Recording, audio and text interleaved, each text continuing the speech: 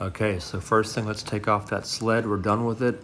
And we're now going to straighten up that blade to 90 degrees. Grab an L square, raise up the blade as high as you can, bring it against there in between the teeth, and tilt it until you see no gap or no light in between.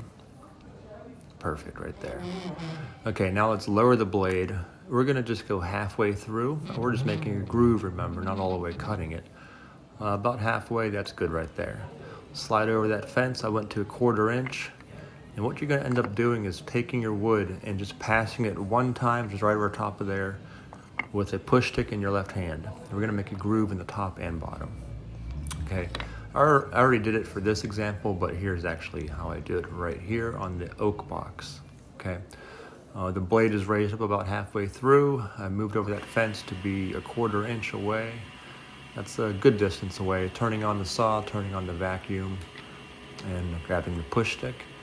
And you can see how here's my very first pass, nice and easy over that blade. And I'm going to tilt it again, or flip it 180 to the other side. You can see a little bit close up.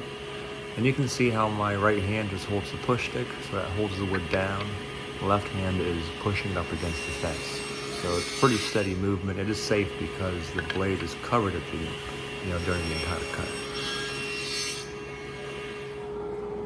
Okay, so when you're all done with all the pieces, you can put them together and kind of see how it's going to look. If those are uneven, well, there's probably something wrong there. All right, go ahead and finish up all these cuts. And here's a question. What if the lid or the top and bottom doesn't fit into the groove that you cut? Well, luckily that is an easy fix.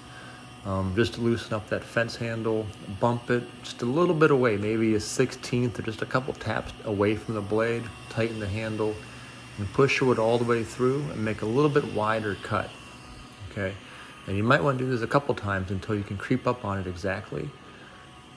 And you can see, you can eventually make it fit any size thickness just by adding a couple extra cuts to make that groove wider.